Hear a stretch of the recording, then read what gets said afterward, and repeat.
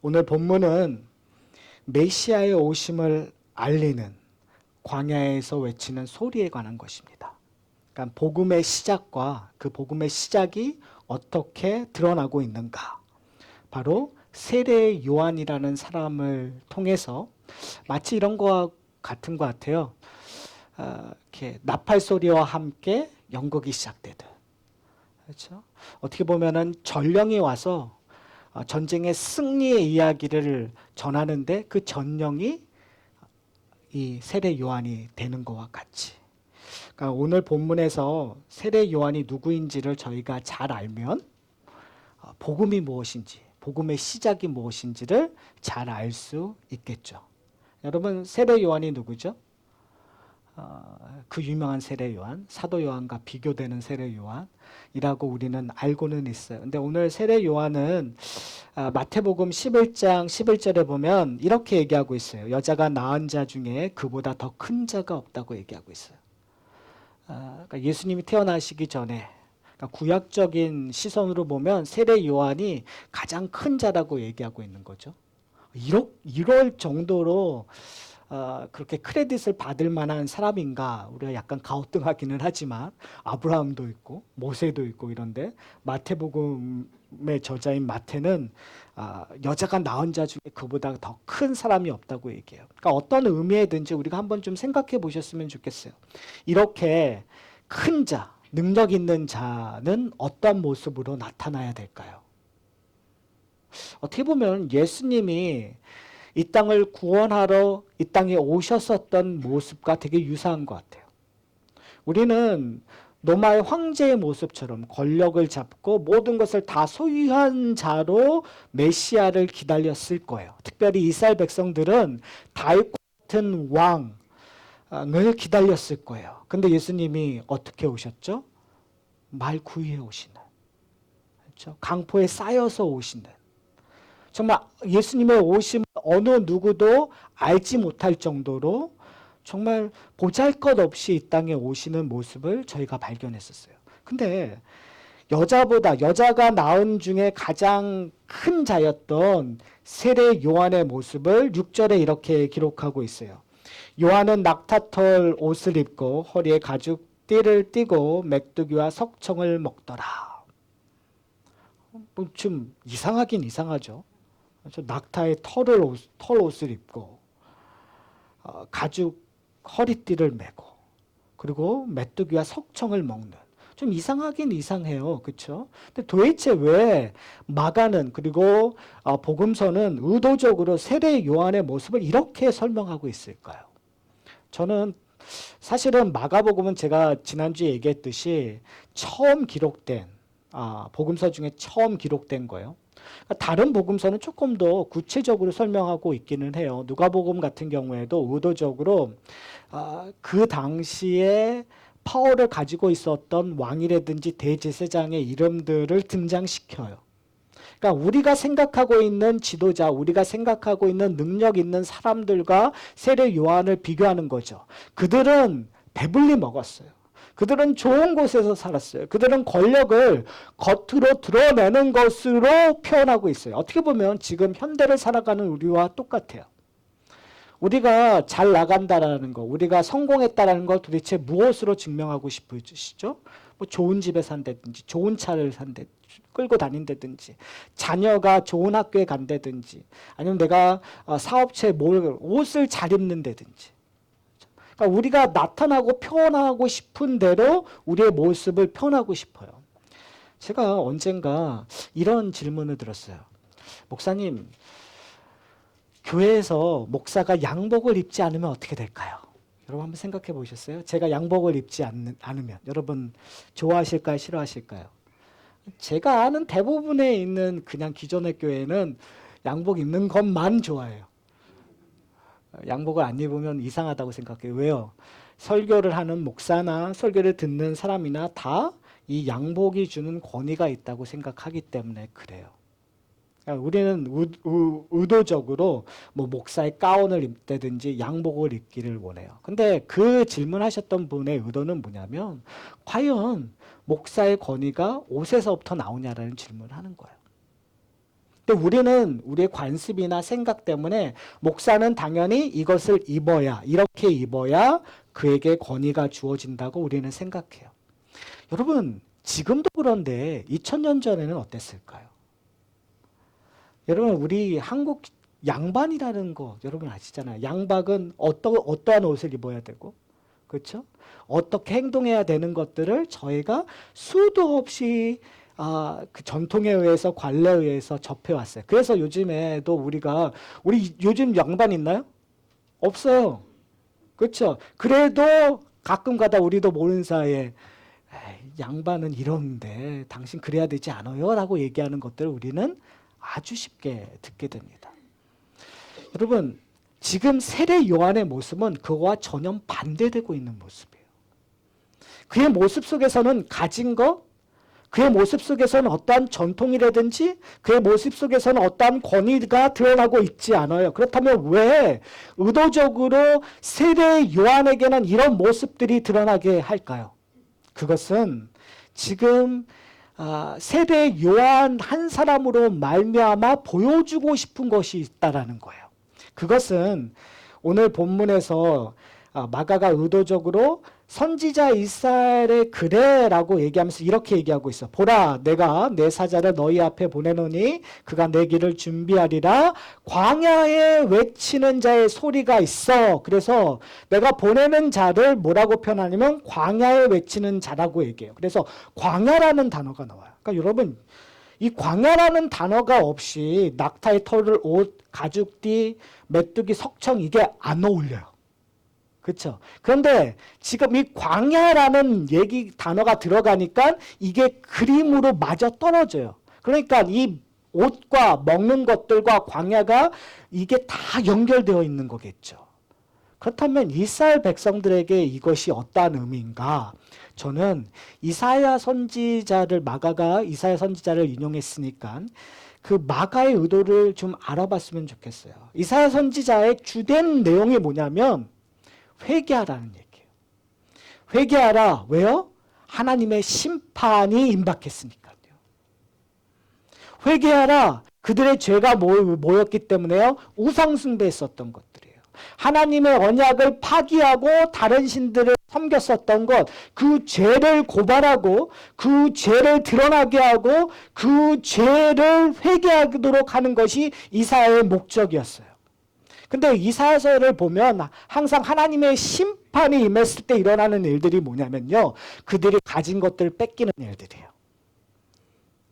그들의 집이, 그들의 성이, 그들이 갖고 있었던 자부심이, 그들의 갖고 있던 능력들이 다 뺏김을 당해요. 그러니까 풍요로운 포도원이 황폐해지는 것들이에요.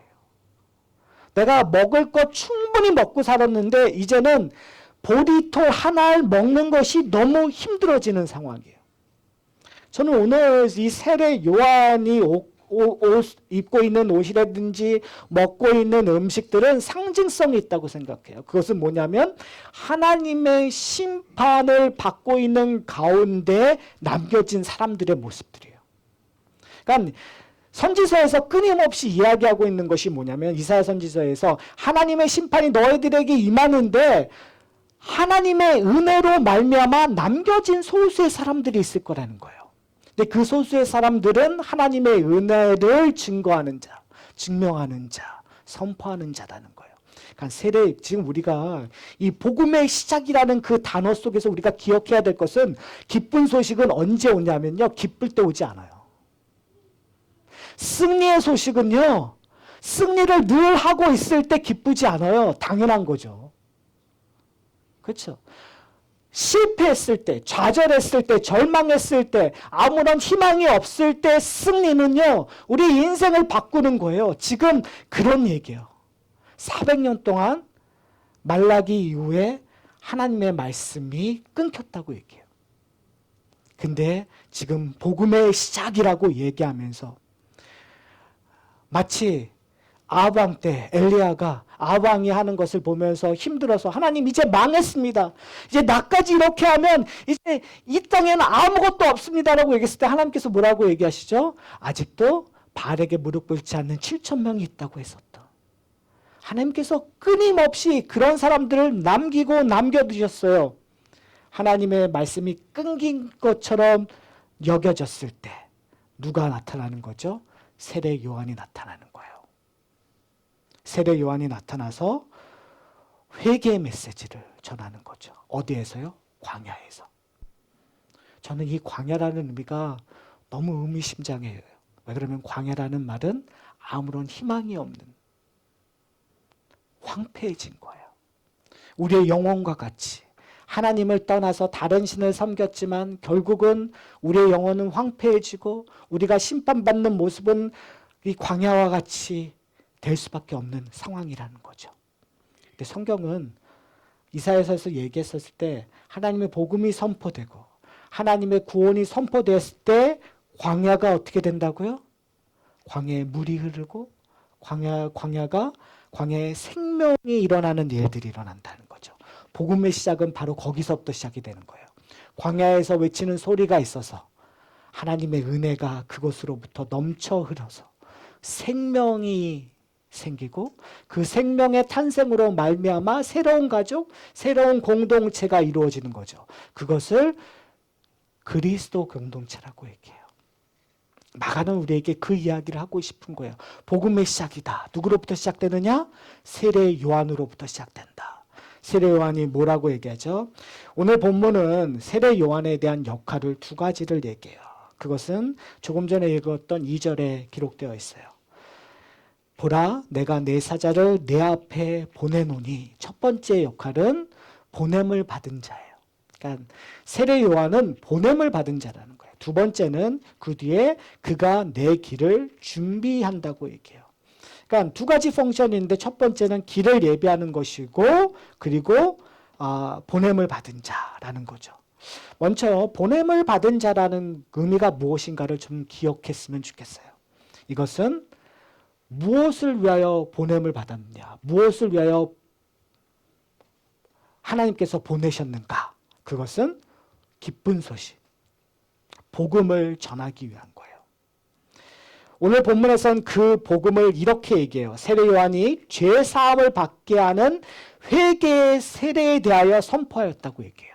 근데 다른 복음서는 그것을 아주 간단하게 얘기해요. 우리가 너무나 알고 있는 거예요. 회개하라, 천국이 가까이 왔느니라. 예수님께서도 그 얘기를 하셨어요. 근데 그 얘기를 하기 전에 세례 요한이 얘기하는 거예요. 먼저 예수님 앞에 나와서 광야에 외치는 소리가 되어서 하나님의 보내주신 메시지를 얘기하는 거예요. 근데 이것은 새롭지 않아요. 하나님으로부터 보냄을 받은 모든 선지자가 이 얘기를 지속적으로 했었어요. 회개하라, 천국이 가까이 왔느니라. 회개하라, 하나님의 나라가 임할 것이다. 회개하라, 회개하라, 회개하라고 얘기하고 있어요. 현재도 어쩌면 이 강대상에서 교회에서 가장 먼저 외쳐져야 되는 것은 회개하라는 거예요. 회개하십시오. 왜요? 하나님의 복음이, 하나님의 나라가 우리에게 임했으니까요.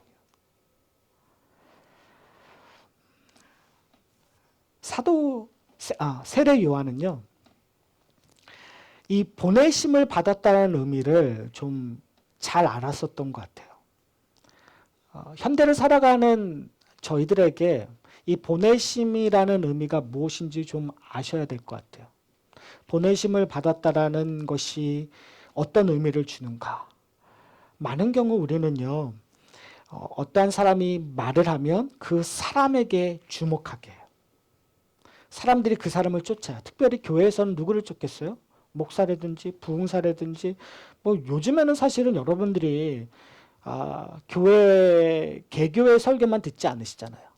수도 없는 말씀을 들어요. 유명한 목사님 말씀서부터 그러면은 그 사람을 좋아서 그 사람에게 상당한 영향을 받고 그 사람을 따라가는 모습들을 우리가 보게 돼요. 그런데 많은 경우 보내심을 받은 사람이 그 역할을 잊어버리고 타락하는 경우가 생겨요. 목사가 그런 것들을 인정을 받고 그것을 알 때에 그것을 자기의 능력인 것처럼 과시하고 자기의 능력인 것처럼 영향력을 좀 더 미치고 하는, 처음에는 다 좋은 뜻으로 하는 거죠. 그런데 결국은 좋은 뜻이지만 문제되는 경우에는 다 어때요? 나쁜 쪽으로 흘러드는 거죠. 하나님을 봐야 되는데 누구를 보는 거예요? 목사를 보는 거예요. 제가 저번에도 얘기했잖아요. 이게 우스갯거리지만 어떠한 교회에 당회장실에 그림이 있는데 그게 성만찬의 그림이에요. 근데 어떠한 잡지에서 거기 있는 장로님하고 인터뷰하는 곳이 바로 그곳이었나 봐요. 근데 그곳에 사진이 캡처가 됐는데 성만찬 중간에 누가 있어야 되죠? 예수님이 있어야 되는데 예수님은 없고 거기에 당회장 목사님의 얼굴이 떵하니 있다. 여러분 어하잖아요. 그런데 여러분 어하시는데 우리의 신앙생활 한번 좀 돌아보세요. 아니 뭐 예수님의 말씀이 하나님의 말씀이지. 이렇게 농담으로 하신 적 있어요. 그렇죠? 그냥 목사님 말씀 다 목사님 하시는 말씀 다 들려드리는 게 맞아. 그게 성도로서 할 일이야. 이렇게 우리는 그것이 신앙이냐? 그것이 믿음이냐? 해왔었던 우리의 모습들이 있어요. 보내심을 받았다는 것을 잊어버리면 그 자리에 그것을 그냥 수용해버려요. 그러니까 보내심을 받은 자나 그리고 거기를 따른 자나 다 뭘 잊어버리는 거죠? 하나님을 놓쳐버리는 거예요. 그걸 이사야서 전체에서 끊임없이 고발했었어요. 너희가 하나님을 따른다고 하면서 다른 신을 섬겼다. 너희가 제사를 드린다고 하면서 다른 신에게 제사 드린 거와 동일하다. 너희가 하나님만 바라본다고 하면서 결국은 더러운 것을 섬겼다. 왜요? 보내심을 받은 제사장들이 딴짓했기 때문에 그래요. 보내심을 받은 선지자들이 딴짓했기 때문에 그래요. 그들은 선지자와 제사장만 보고 하나님을 쫓았기 때문에 다 어떻게 해요? 잘못된 목자를 쫓아가서 어디에 안착하게 되는 거예요? 멸망의 길에 안착하게 되는 거예요. 누구의 죄요? 보내심을 받은 자의 죄이기도 하고 쫓아간 사람들의 죄인 거예요. 사랑하는 성도 여러분, 보내심을 받았다는 걸 우리가 잊어버리면, 우리가 전령이라는 걸 잊어버리면 우리는 어떠한 자가 되는지 아세요? 분수를 모르는 자가 돼버려요. 한번 생각해 보세요. 승리의 전령이 와서 해야 될 건 뭐죠? 승리했습니다라는 얘기를 하는 거예요. 그런데 그가 면류관을 쓰려고 하면 어떻게 해요? 그거는 안 되죠. 면류관을 써야 될 사람은 다른 사람이란 말이에요. 우리는요, 이런 실수를 많이 해요. 여러분 전도할 때 여러분 전도 어떻게 하세요? 승리의 소식을 전해야 되잖아요. 승리의 소식은 누구죠? 예수 그리스도예요. 우리가 전할 분은 예수 그리스도밖에 없어요. 전도라고 했었을 때 오직 예수 그리스도가 하신 일만 전하시면 돼요. 예수님이 나에게 어떤 일을 하셨는지, 예수 그리스도가 내 인생을 어떻게 바뀌었는지, 예수 그리스도가 하나님의 아들이심을, 예수 그리스도가 하나님으로 무엇을 하셨는지, 예수 그리스도의 십자가의 능력이 무엇인지만 얘기를 해야 되는데 우리는 뭘 얘기하죠? 예수의 옛자도 얘기하지 않고 우리 교회 좋아요. 우리 교회 좋으니까 우리 교회 와요. 뭐 하고 있는 거예요? 그 이야기를 하면서 우리도 모르는 사이에 뭘 하고 있는 거죠? 승리의 면류관을 쓰고 있는 거예요. 여러분 제발 하산학교의 성도님들은 우리 교회 조화로 전도하시지 않으셨으면 좋겠어요. 우리 교회 음식이 좋아요. 한번 와보세요. 우리 교회 목사님 말씀 잘하세요. 우리 교회 목사님 말씀 잘해서도 복음이 아니에요, 여러분. 우리 교회는 정말 가족처럼 잘 지내요? 가족처럼 잘 지내는 다른 데 또 많아요. 우리는 보내심을 받은 자예요. 우리가 전해야 될 건 딱 하나밖에 없어요. 오직 예수 그리스도. 야산학교의 성도들은, 저희들은 오직 예수 그리스도만 전하는 자들 되기를 소원합니다. 두 번째로 세례 요한의 또 다른 역할은 여호와의 길을 예비한다라는 거예요.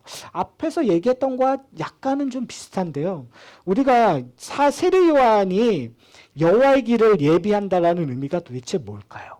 광야에 왔으니까 예수님이 오시기 전에 그 광야를 정말 푸른 초장으로 만들어서, 뭐 광야 전체를 푸른 초장을 만들지 못한다면 예수님이 거니실 길을 어떻게 좀 푸른 잔디로 까는 것이 세례 요한의 일이었을까요? 아니면 예수님께서 오셔서 하나님의 나라를 선포하실 때 그 선포를 이해하기 위해서 미리 성경 공부했었던 것이 세례 요한의 일이었을까요? 바로 이 본문을 가지고 우리는 수도 없이 우리에게 적용해요. 앞선 사람이 뒤에 오는 사람들을 위하여 낮아지고 그 길을 준비하는 것이 참 좋은 것이라고 우리는 배워왔어요. 그래서 우리는 자꾸 교회에서 열심히 찬양하고 열심히 봉사하고 열심히 전도하고 선교하고 그렇게 열심히 해서 예수님께서 그 하시는 일들, 그 과정들을 잘 준비하면 예수님께서 영광 받으실 거라고 우리는 그렇게 배워왔어요. 그렇게 우리는 서로 도전해 왔어요. 그런데 사랑하는 성도 여러분, 과연 그럴까요? 여러분이 찬양을 하면 하나님께 영광이 되는 걸까요? 여러분이 헌금을 하면 하나님께 더 영광이 되는 걸까요? 여러분이 열심히 봉사하면 하나님께 더 영광이 되는 걸까요? 결론적으로만 얘기하면 우리는 하나님의 영광에 보탤 것이 하나도 없다라는 거예요. 왜요? 하나님은 영광 자체이시니까. 그럼 이제 우리에게 궁금한 건 뭐냐? 그럼 우리가 하는 건 뭐예요? 도대체 무슨 의미가 있어요? 내가 예배 오는 거, 내가 헌금하는 거, 내가 찬양하는 거, 봉사하는 거 도대체 무슨 의미예요? 라고 우리는 질문할 수 있어요. 그러니까 이거는 다른 차원의 이야기예요. 우리가 지금 얘기하고 있는 것은 뭐냐면 하나님의 영광 그 자체에 우리가 하나 더 더해줄 수 없다라는 거예요. 그런데 우리가 해야 되는 것은 그 영광을 받기 때문이에요. 그 은혜를 맛보았기 때문에 그래요. 무슨 말씀인지 아세요? 내가 하나님의 영광 대신 뭘 더하는 것이 아니라 내가 하나님이 이루신 일에 내가 뭔가를 해드리는 것이 아니라 하나님이 내게 해주신 그 영광 때문에 그 은혜 때문에 그 기쁨 때문에 내가 그냥 하는 거예요. 이 차이가 우리의 인생을 엄청나게 다르게 만들어요. 우리가 오해하는 것은요, 우리 열심으로 하나님의 나라가 더 괜찮아질 거라고 우리는 생각해요. 그러나 그렇지 않아요. 하나님의 나라는 이미 온전하고 거룩해요. 그러니까 세례 요한이 지금 오실 메시아를 전파하는 것. 그것은 뭐냐면요, 오실 메시아를 조금 더 더하기 위한 것이 아니라 오실 메시아가 누구인가에 대해서 지금 얘기하고 있는 거예요. 그러니까 예비한다라는 것은 뭐냐면 오실 메시아가 누군가를 전하는 거예요. 오실 메시아가 누구죠? 예수 그리스도. 예수 그리스도가 뭐하러 오시는 거예요? 구원하기 위하러 오시는 거예요. 그러니까 지금 세례 요한이 하는 것은 뭘 얘기할 수밖에 없어요. 보내심을 받은 자들이 했었던 것을 계속해서 얘기할 수밖에 없어요. 뭐요? 회개하라, 천국이 가까이 옵니다. 왜요? 천국이 누구니까요? 하나님의 나라가 누구니까요? 예수 그리스도니까. 예수 그리스도가 오시기 전에 너희는 회개하라고 얘기하는 거예요. 그것이 예비하는 일이에요. 그런데 우리는 자꾸 우리가 해야 될 것이 무엇인가에 대한 관심이 있어요. 그러니까 왜 이런 일들이 우리에게만 있는 것이 아니라요. 누가복음에 보면은요. 누가복음 3장 7절서부터 9절에 보면 사람들이 물어봐요. 어떻게 해야 됩니까? 제자들이. 거기 있는 사람들이 어떻게 해야 됩니까? 궁금하잖아요. 어떻게 해야 됩니까? 어떻게 해야 됩니까? 그럼 우리는 쉽게 얘기해 줄 수 있는 일들이 뭐냐면 열심히 기도하십시오. 열심히 성경 공부하십시오. 열심히 헌금하십시오. 열심히 뭘 하는 답을 주려고 해요. 그런데 그게 답이 아닐 수 있다는 사실이에요. 자, 우리 한번 이게 어떻게 보면은 적용일 수 있지만 결론일 수 있지만 여러분 한번 잘 들어보세요. 우리가 해야 할 일은 길을 만드는 일이 아니라 이미 놓여진 주의 길을 증거하는 것입니다. 나의 열심을 보여주는 것이 아니라 하나님의 열심을 증거하는 것입니다. 나의 희생을 보여주는 것이 아니라 예수 그리스도의 십자가의 희생을 보여주는 것입니다. 나의 사랑을 보여주는 것이 아니라 자기의 아들까지도 내어주시는 하나님의 사랑을 보여주는 것입니다. 그래서 우리는 자랑할 수 없습니다. 우리가 자랑할 분은 오직 예수 그리스도밖에 없습니다. 여러분, 이것이 우리가 해야 될 일이에요. 어떻게 사냐고요?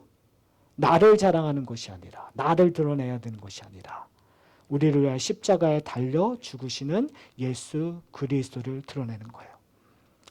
이런 삶을 살기 위해서 우리가 하나 해야 될 것은 뭐냐면 광야의 삶을 즐기셔야 돼요.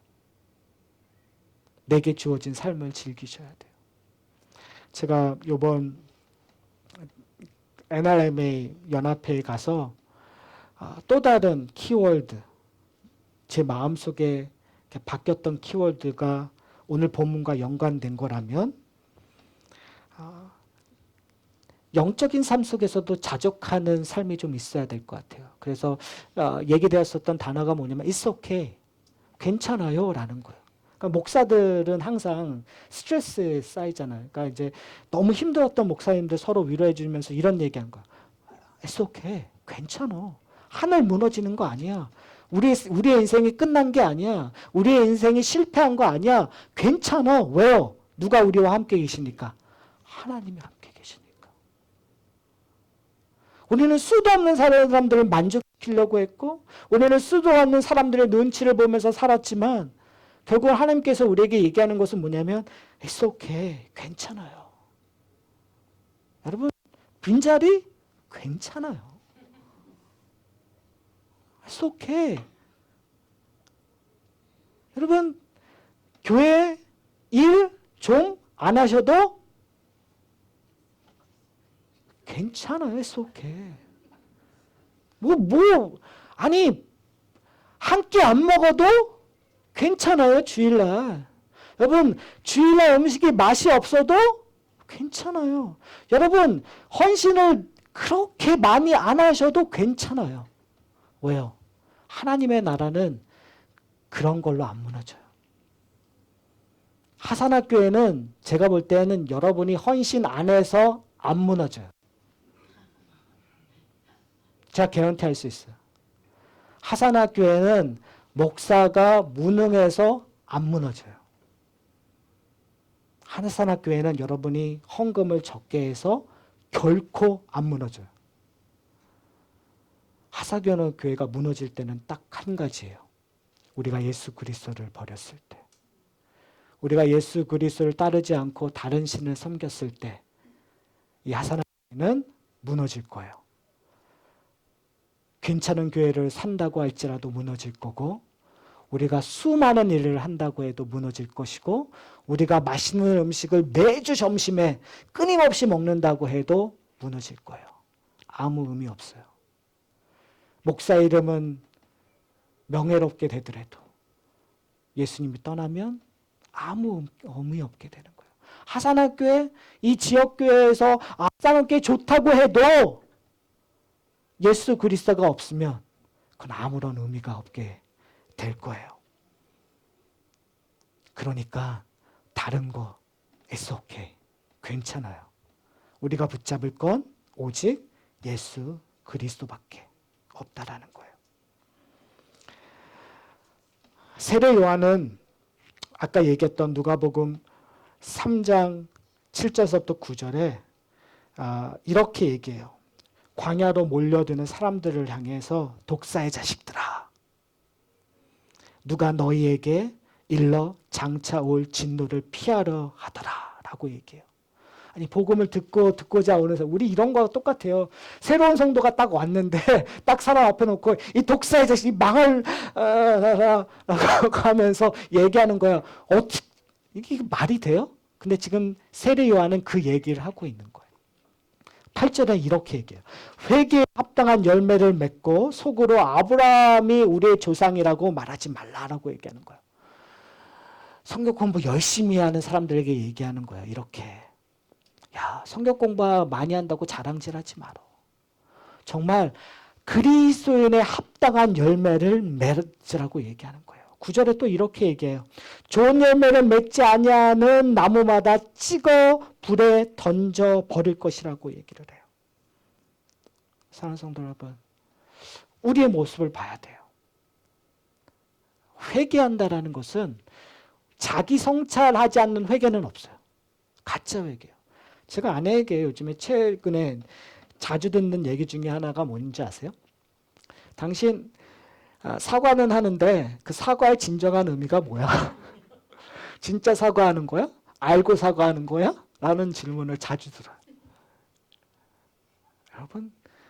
여러분이 하나님 앞에 나와서 무릎 꿇고 하나님 잘못했습니다고 얘기했었을 때 그 사과의 의미가 뭐예요? 저희 예배 순서에 예배 부르심 다음에 죄 고백을 하는데 과연 여러분 어떠한 죄를 고백하고 계세요? 내 죄를 자기 성찰하면서 나를 돌아보면서 지금 하나님 앞에 나가고 계세요? 아니 내가 지금 죄를 짓는 것으로는 도대체 하나님 앞에 나갈 수 없는 존재인데 하나님께서 나를 부르셔서 이 자리에 앉아놓은 것이 얼마나 크고 은혜로운지 여러분 알고 계세요?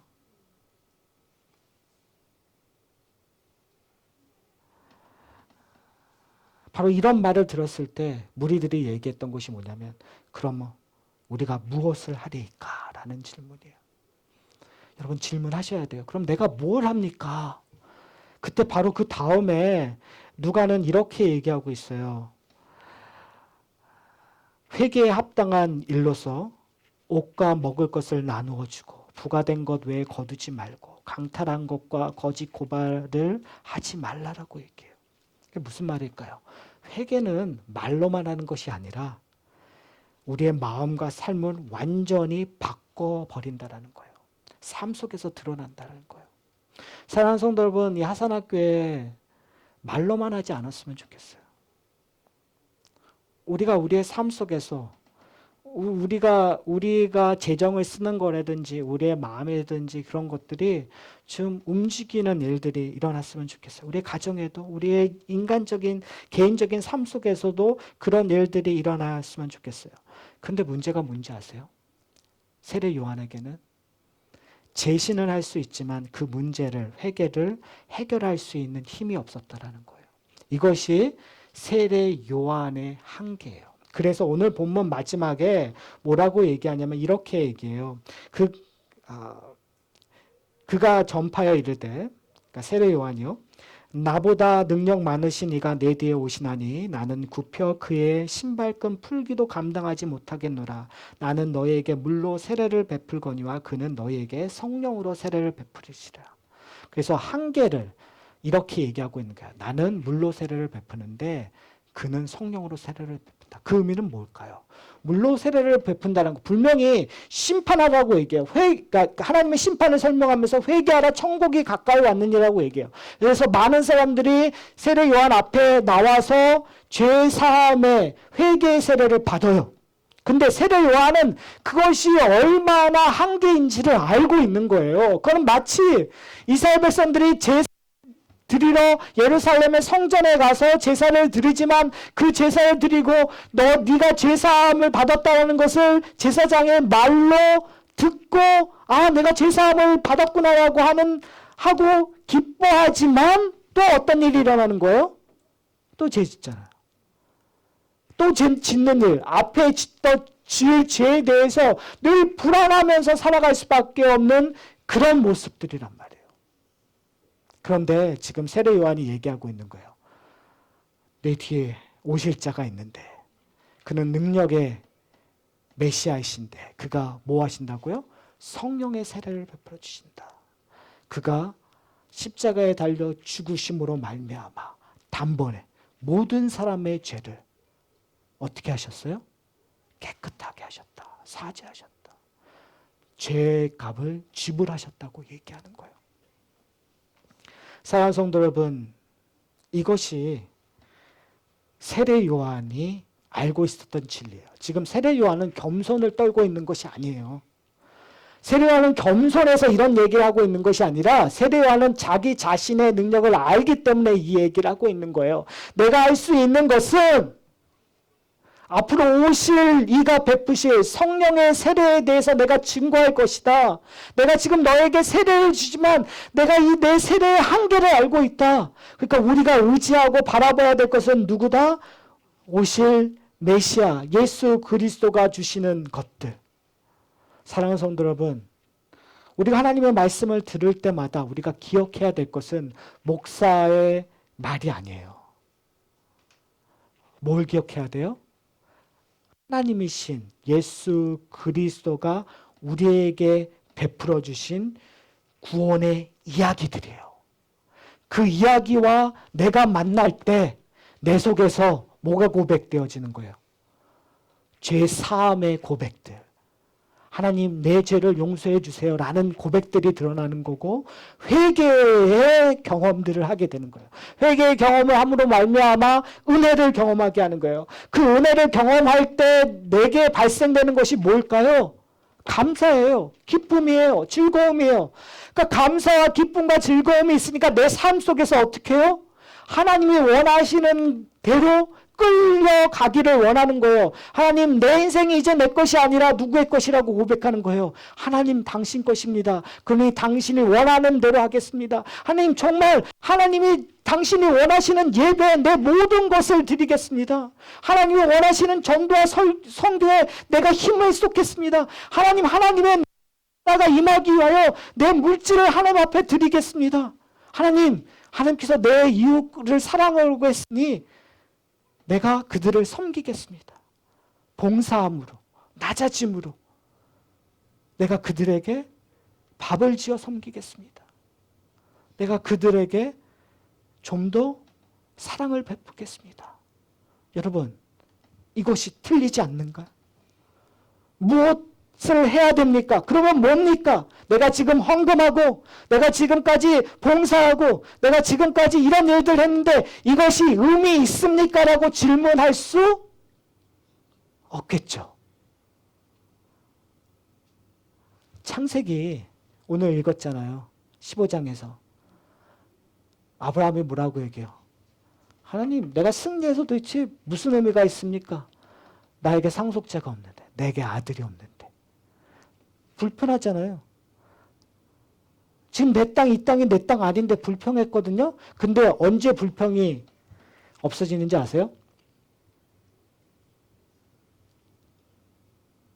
이삭이라는 아들을 소유했었을 때 그 기쁨이 그 인생을 바꾸게 하는 거예요.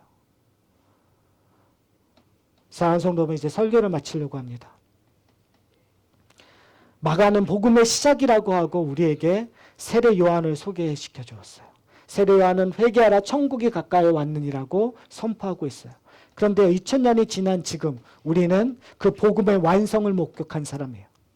예수 그리스도의 십자가의 대속의 능력과 부활의 능력으로 말미암아 우리를 모든 예수 그리스도 안에 속한 자를 모두 의롭다고 하신 예수 그리스도의 은혜를 경험한 자예요. 그래서 이제 우리는 복음의 완성을 선포하는 메신저로 부르심을 받은 자예요. 왜요? 우리는 종말을 기다리며 살아가는 존재이니까. 노아가 노아의 방주를 120년 동안 지었던 것처럼 우리는 이 땅에 살아갈 동안 종말을 선포하면서 살아가는 사람이에요. 여러분 뭘 전하시겠어요? 하산학교에 좋아요라고 전하시겠어요? 그러지 마세요. 여러분 여러분이 이뤄놓은 업적을 전하시겠어요? 그러지 마세요. 우리가 전할 분 그것은 누구밖에 없어요? 승리의 소식 예수 그리스도밖에 없어요. 예수 그리스도가 이루어주신 것들 내 삶 속에서 드러나는 일들을 전하는 저와 여러분들이 되시기를 소원합니다. 그때요 기쁨이 넘칠 거예요. 그때 우리를 또 다른 세상으로 끌고 갈 거예요. 그것 때문에 하나님의 나라가 확장되는 거예요. 그것 때문에 하나님의 영광이 이 땅에 드러나는 거예요. 사랑하는 성도 여러분, 하나님의 영광이 우리에게 나타나기를 소원합니다. 그래서 그 기쁨이, 그 능력이 우리를 끌고 가기를 소원합니다. 우리 다 같이 기도하시겠습니다.